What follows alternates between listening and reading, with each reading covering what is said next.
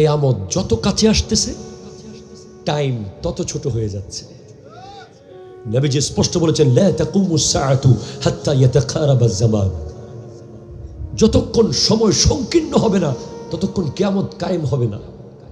যে সংকীর্ণ হয়ে গেছে আমরা চোখে দেখতে পাচ্ছি। বছর যাচ্ছে মাসের মতো, মাস চলে যাচ্ছে সপ্তাহের মতো, সপ্তাহ চলে গেছে দিনের মতো, দিন চলে গেছে ঘন্টার মতো। এই ফজর এই এশা, এই ফজর এই এশা, ঘুম ভাঙলেই এশা, ঘুম ভাঙলেই এশা। এই জানুয়ারি, এই ডিসেম্বর, এই 2020, এই 2025, কোথায় চলে গেছে তোমার জীবন? জাস্ট 100টা বছর পর আজকে থেকে। আমি 100 বছর 50 বছর বললেই হয়ে যেত। আমি বাচ্চাদেরকে সহ ইনক্লুড করেছি, এই বাচ্চাগুলোকে সহ। কেউ নাই চাকতায়। ওই যে দোকানের তালা মারতেছে, 100 বছর পর কে তালা মারবে সেখানে? কেউ নাই। ওই যে দোকানদারি করছে, ঠিক 100 বছর পর, হাসবেন না। এই কথাগুলো যখন আমার নবী সাহাবায়ে কেরামকে বলতেন, সাহাবায়ে কেরাম আর কোনোদিন হাসতেন না। তাদেরকে হাজার চেষ্টা করেও হাসানো যেত না। হ্যাঁ, ইমাম গাজালিকে জিজ্ঞেস করা হলো, ওকে ইমাম গাজালি আপনি বলেন কিভাবে বাঁচবো? ওই পোকা আমাকে জাস্ট, আমি 2-4টা মশার জন্য কত দামি মশারি কিনেছি। আচ্ছা বলেন তো, মশারি ছাড়া যারা ঘুমাইছে তারা কি মরে গেছে? মরে গেছে ভাই? মশারি ছাড়া ঘুমানোর কারণে মৃত্যু হয়ে গেছে এমন কোন রেকর্ড আছে? এরপরও মশারির প্রতি এত গুরুত্ব দিয়েছেন যে মনে হচ্ছে মশারি না থাকলে মরেই যাব। চাউল পরে কিনিস, মশারিটা আনিস, ঠিক কিনা বলেন? আচ্ছা ওফুত, ও বাপ, ডাল তেল পেঁয়াজ কালকে আনলে চলো, কিন্তু মশারিটা বলিস না। 3-4টা ছোট্ট ছোট্ট মশা। আর কবরের পোকাগুলো এত ভয়ঙ্কর, যেগুলো আপনি কোনোদিন দেখেন নাই। এগুলো এত মারাত্মক পোকা যে, এগুলো একটা পোকা যদি পৃথিবীতে চলে আসে, গোটা পৃথিবীর জনপদ বসবাসের অনুপযুক্ত হয়ে যাবে। ইমাম গাজালি লিখছেন, আমার নবীর হাদিস কোট করছেন যে যারা দাঁড়িয়ে দাঁড়িয়ে নামাজ পড়ে, তাদের পায়ের দিক থেকে যখন পোকা আসবে, কোন দিক থেকে? সাপ আসবে, আযাব আসবে। নামাজ একটা স্ট্রাকচার হয়ে কবরে তার পায়ের ওই সাইডে গিয়ে দাঁড়িয়ে যাবে। একটু জোরে বলেন সুবহানাল্লাহ। কে দাঁড়িয়ে যাবে বলেন না? কে? আরো জোরে, কে কে কে? নামাজ। আপনি নামাজ পড়ছেন না। আপনি আমাকে বলেন না যে 10 টাকা দেবো, আপনি ফজরের নামাজ না পড়ে ঘুমান। আমি পারবো না ভাই। আমাদের এখানে অনেক অভিভাবক আছে যারা তাদের অনেক দোকানদার কর্মচারীকে নামাজের সুযোগ দেয় না। কথা বলেন ঠিক কিনা? জোরে কথা বলেন। অনেক সময় রেগে মেগে বলে, কিউর নামাজ বেড়া, হর নামাজ কি ইউজ দে, সুবিশার জুস দে না, পুলিশাবে কি ইউজ দে না। খবরদার। অনেক বড় বড় অফিসার আছে যারা তার কর্মচারীদেরকে নামাজের সুযোগ দেয় না, ঠিক কিনা? জোরে বলে।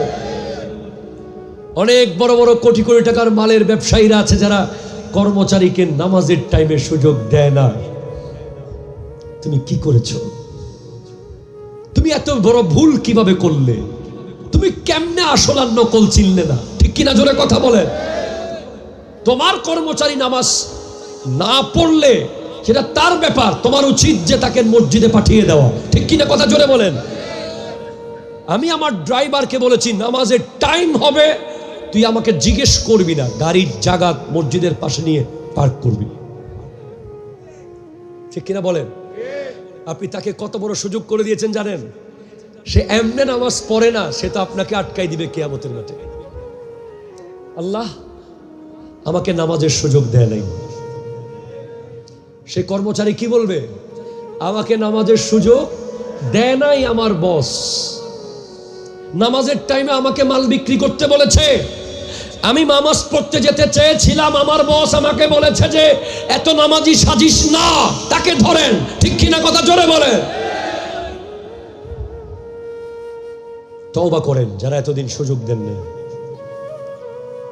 আমি আমার ব্যবসায়ী ভাইদেরকে বেশি ভালোবাসি, যে কারণ তাদের ব্যাপারে এমন হাদিস আছে, আমরা অনিশ্চিত, তারা নিশ্চিত। এক দৃষ্টিকোণ থেকে আমরা অনিশ্চিত যে নবীর পাশে দাঁড়াতে পারবো কিনা।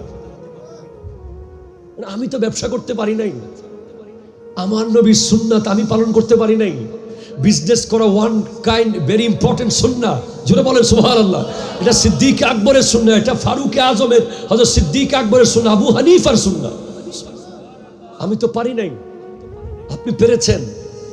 আমি জাস্ট দেখতেছি যে এখানে এই মাঠে যারা দাঁড়িয়ে আছে, যত ব্যবসায়ী এই চেয়ারগুলোতে বসে আছে, তারা একটু চেষ্টা করলে কিয়ামতের মাঠে হয়তো নবীর পাশে দাঁড়িয়ে থাকবে,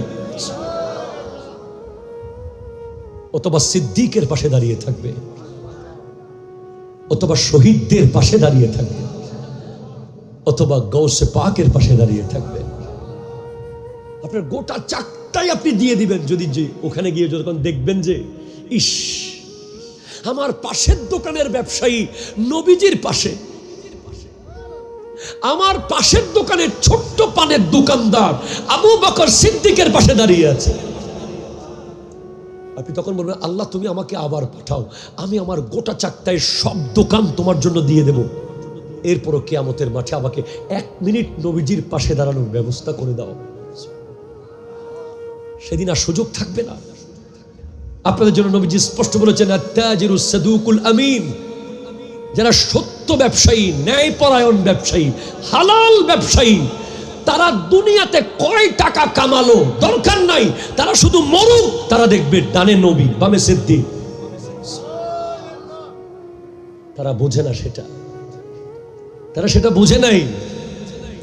তারা অধিক মুনাফা লাভের আশায় কত 2 নাম্বারি করেছে, মানুষকে ঠকিয়েছে, মাল সিন্ডিকেট করেছে, মাল বাজারজাত না করে গুদামজাত করেছে। ঠিক কিনা কথা জোরে বলে। দাম বাড়িয়েছে আর্টিফিশিয়ালি। তারা আমার নবীর সামনে দাঁড়াতে পারবে না। তাদের চেহারা সেদিন জালেমদের মতো হয়ে যাবে। অথচ তারা একটু চাইলেই শুধু হালাল ব্যবসা, 5 ওয়াক্ত নামাজ, কিয়ামতের দিন নবীর সাথে। কথা জোরে বলেন, ঠিক কিনা জোরে বলেন। আপনি আপনার কর্মচারীকে নামাজের সুযোগ দেবেন, কর্মচারীকে বলে দেবেন যে আমি উপস্থিত না থাকলে দোকান থেকে যদি 1টা 2 নম্বর মাল যায়, কোনো মাল যদি ওজনে কম যায়, কোনো মাল যদি বলেছিস একটা দিয়েছিস আরেকটা, এটা জিম্মাদারি আমি নেব না, এটা তুই কিয়ামতের মাঠে জিম্মাদারি নিবি। ঠিক কিনা বলেন। আপনাদের কষ্ট হয়ে গেছে মনে হচ্ছে, মনে মনে বলতেন যে এই হুজুরে কিলে দাওয়াত দিছেন, আমগো ব্যবসা শেষ করে দিব। না, যেই মাল আপনি খান না সেই মাল মানুষকে খাওয়াবেন না। যেই প্রোডাক্ট আপনি খান সেই প্রোডাক্ট মানুষকে খাওয়াবেন।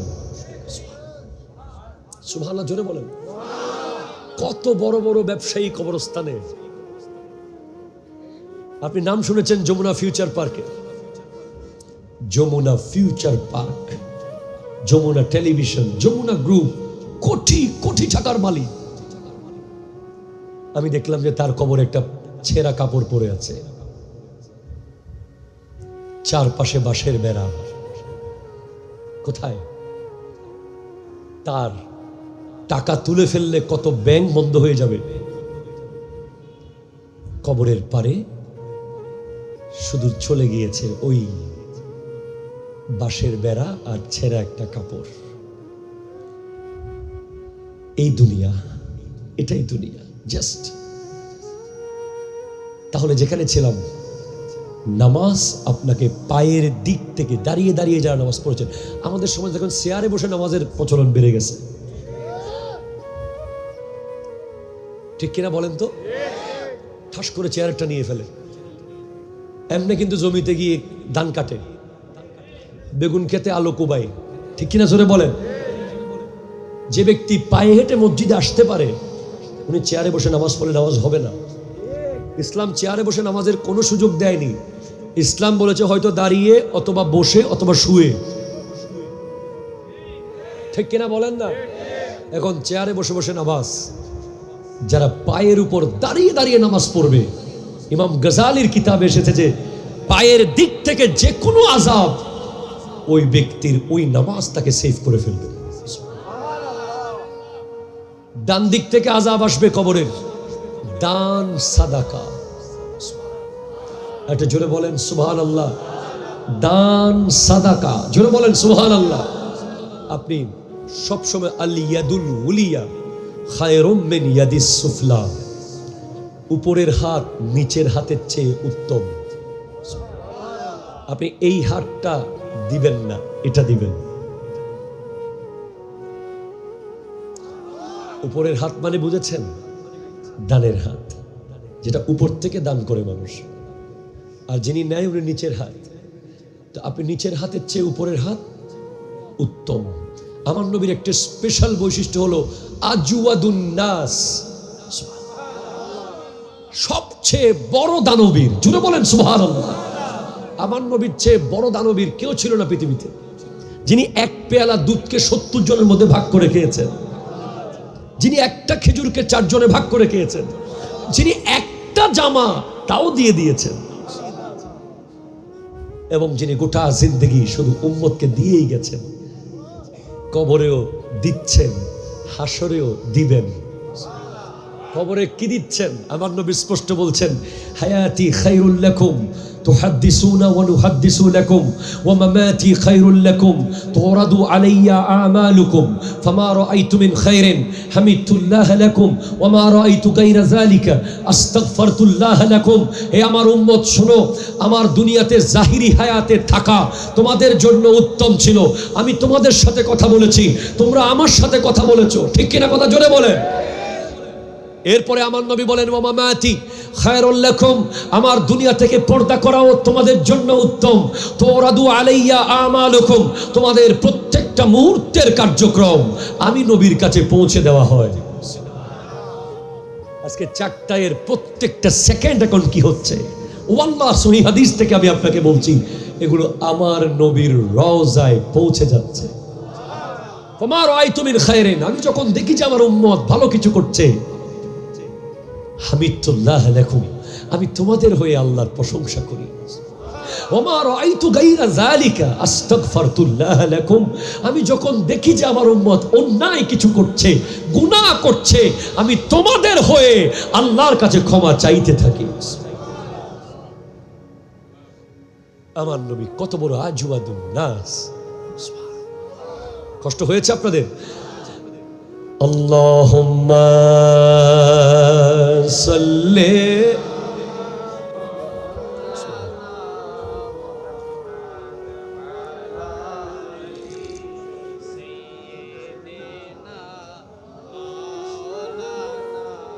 সুবহানাল্লাহ ওয়াল হামদুলিল্লাহ লা ইলাহা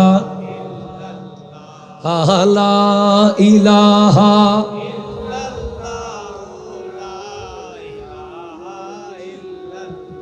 জোরে সুবহানাল্লাহ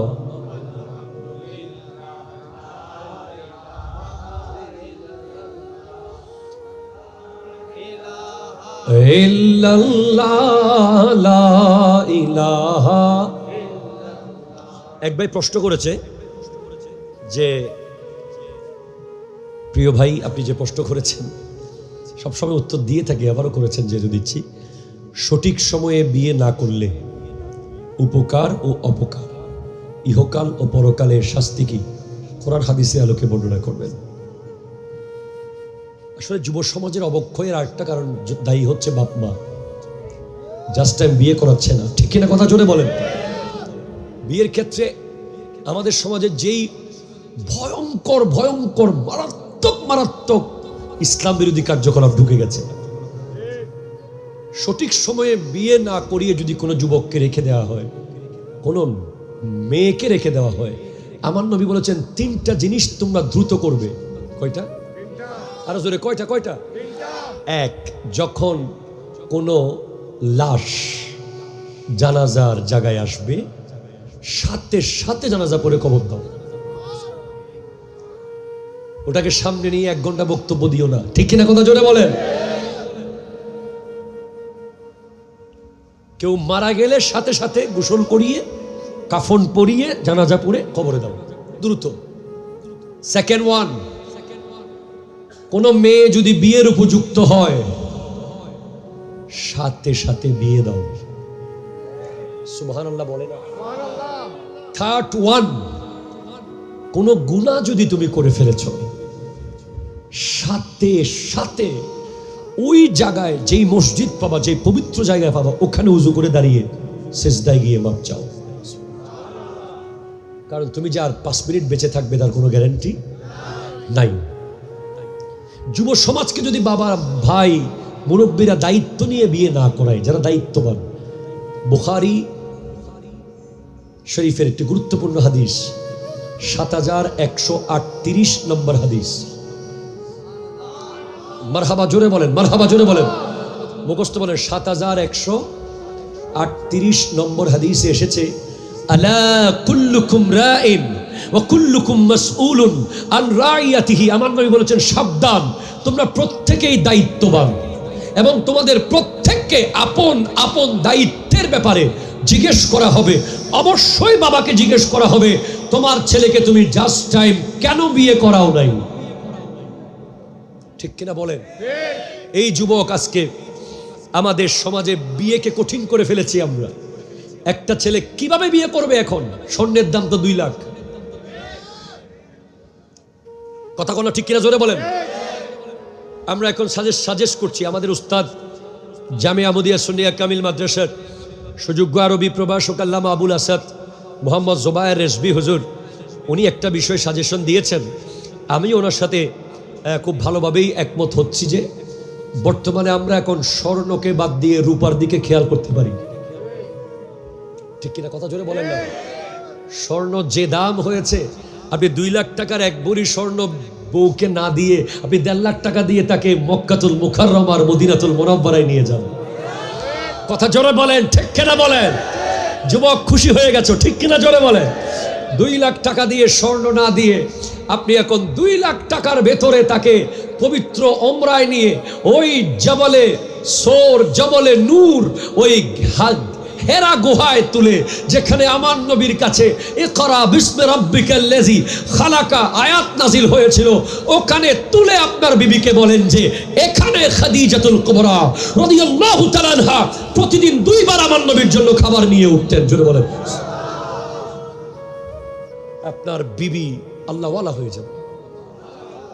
আপনারা তো বিবিকে প্রথমে নিয়ে গেছেন, বিয়ের আগেই হোটেল রুম বুক করে রাখছেন কক্সবাজারে, তো সে কিভাবে নেককার হবে? ঠিক কিনা জোরে বলেন। আপনি বিয়ের আগেই প্ল্যান করেছেন যে মালয়েশিয়া যাবেন, ইন্দোনেশিয়া যাবেন, বালি যাবেন, কোথায় কোথায় জানি যাবেন। আপনি আজকে নিয়ত করেন, আল্লাহ তুমি যদি আমাকে বিয়ের ব্যবস্থা করে দাও, আমি আমার বিবিকে নিয়ে তোমার ঘর আর তোমার নবীর ঘর দেখতে যাব। কথা জোরে বলেন, ঠিক কিনা? আমি মেয়ের বাবাদেরকে বলবো, আপনার মেয়ের জন্য স্বর্ণ দিলেও কি না দিলেও কি, স্বর্ণ তো আলমারিতেই পড়ে থাকে। আর বর্তমানে যে ডাকাতি শুরু হয়েছে, এখন স্বর্ণ রিক্স, ঠিক কিনা কথা জোরে বলেন। আরে বাবা রে। প্রথমত 3টা বিষয় গুরুত্বপূর্ণ খেয়াল করুন। 1 নম্বর হচ্ছে, মুরব্বীদের উচিত দ্রুত বিয়ে করিয়ে দেওয়া। মেয়ের বাবাদের উচিত সরকারি চাকরি দিকে নজর না দেওয়া। পোলা কি কামায়, কি খাওয়াবে, ওইদিকে না তাকিয়ে নবীর হাদিস আমল করা। নবীজি বলেছেন যে তোয়ামুল ওয়াহিদে ইয়াকফিল ইসনাইন, একজনের খাবার 2 জনের জন্য যথেষ্ট, ঠিক কিনা জোরে কথা বলেন। 2 জনের খাবার 4 জনের জন্য যথেষ্ট, 4 জনের খাবার 8 জনের জন্য যথেষ্ট। আর কাবিন কখনো বিয়েকে আটকে রাখতে পারে না, ঠিক কিনা কথা জোরে বলেন। যেটা টিকে থাকবে, এটা 1 লাখ টাকা কাবিন হলেও টিকে থাকবে। সর্বনিম্ন কাবিন হলো 10 দিরহাম। কত বলো? জোরে বলেন, কত? 10 দিরহাম। যেই বিয়ে টিকে যাবে সেটা 1 লাখ টাকার মধ্যেই টিকে যাবে, আর যেই বিয়ে টিকবে না সেটা 1 কোটি টাকা দিয়ে করাইলেও ওই মেয়েকে সে ছেড়েই দেবে, ঠিক কিনা কথা জোরে বলেন। এখন আমাদের দেশে দেখতেছি অনেকে বউ ছাড়তেছে দুধ দিয়ে গোসল করে করে। এটা আবার কোন প্রচলন আল্লাহ ভালো জানে। আমরা কোরআন হাদিসে কোথাও পাই নাই। কতগুলো দুধ অপচয় করছে যেগুলো গরিবরা পেলে খেতে পারতো, ঠিক কিনা কথা বলেন? তো আবারও বলছি যে যুবক ভাইয়েরা কারা কারা বিয়ে করেন নাই হাত তোলেন। আমি তো করছি ভাই, আমার আবার অসুবিধা হয়ে যাবে। যারা যারা বিয়ে করেন নাই তারা এখন থেকে নিয়ত করেন যে আপনার বিবিকে 1 ভরি 2 লাখ টাকা স্বর্ণ না দিয়ে, 10 ভরি 20 লাখ টাকা স্বর্ণ না দিয়ে 1 ভরি স্বর্ণের টাকা দিয়ে তাকে পবিত্র ওমরায় নিয়ে যাবেন। বিয়ের পরের দিন আপনাদের ফ্লাইট থাকবে ইনশাআল্লাহ। এরপরে আপনি মক্কাতুল মুকাররমা মদিনাতুল মুনাওয়ারায় গিয়ে আল্লাহর নবীর কাছে দোয়া করবেন, আল্লাহর কাছে দোয়া করবেন, নবীজির কাছে গিয়ে আল্লাহর কাছে ক্ষমা চাইবেন। বিশ্বাস রাখতে পারি যে আপনার সংসার নূরানি হয়ে যাবে, ঠিক কিনা কথা জোরে বলেন। আল্লাহ বোঝার তৌফিক দান করুক, আমিন জোরে বলেন। মনে রাখবেন স্বর্ণ কিনে দেওয়াটা বাধ্যগত নয়, কিন্তু আমার নবী বলেছেন মান যারা কবরি ওয়াজাবাত লাহু শাফাআতি, যে ব্যক্তি আমার কবর জিয়ারত করবে তার জন্য আমার শাফাআত ওয়াজিব হয়ে যাবে। নবীজি বলেছেন যে আমাকে দুনিয়া থেকে পর্দা করার পরে জিয়ারত করলো সেজন্য আমি জিন্দা অবস্থায় জিয়ারত করলো। তাহলে মেয়ের বাবাদেরকে বলছি, আপনার মেয়ের জন্য এর চেয়ে বড় কোনো উপহার হতে পারে? জোরে বলেন, পারে পারে পারে, আরো জোরে, পারে পারে না? তাহলে বিয়েকে সহজ করুন। বিয়ে কঠিন করেছেন, জেনাকে সহজ করেছেন। বিয়েকে কঠিন করেছেন, জেনাকে সহজ করেছেন। জেনাকে কঠিন করে দিন, বিয়েকে সহজ করে দিন। আমাদের মুরব্বীরা সবাই দায়িত্ব নিলে পারবো আমরা ইনশাআল্লাহ। চট্টগ্রামের বিয়ের কথা বললেই আমরা বহু লজ্জা পেয়ে যাই।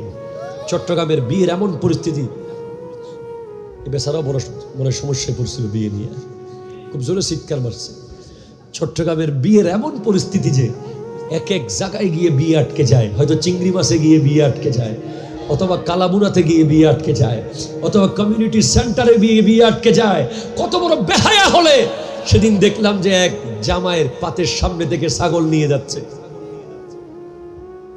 আপনারা ভিডিওতে দেখেছিলেন, জামাইয়ের সামনে গোটা একটা ছাগল দিছে। এটা চট্টগ্রামে না, অবশ্য কোথায় আমি জানি না, সোশ্যাল মিডিয়ায় দেখেছি যে মেয়ের বাপ এসে ছাগলটা গোটা নিয়ে যাচ্ছে। আলগায়া জামাই তাকায় আছে, কয় কিনলেই ওই জামাইয়ের নাকি কি টাকা দিতে হয়